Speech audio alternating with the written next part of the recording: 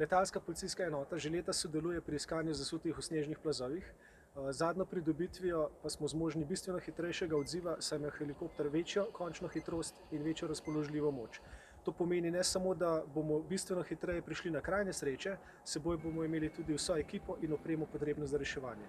Nič od tega pa nam ne pomaga, če vi niste opremljeni za snežne razmere in pri sebi nimate lavinske žolne.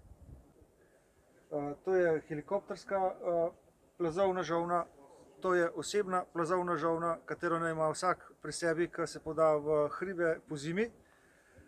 Namreč statistika kaže, da kar 52% popolno zasutih v snežnih plazovih umre. Če je oseba zasuta v snežnem plazu najdena prvih 18 minut, ima kar 90% možnosti, da preživi. Vse, kar je nad tem, drastično možnost za preživetje upada, kar pomeni, kdor ima žolno delujočo na sebi, ko je zasut v snežnem plazu, ima večjo možnost za preživetje.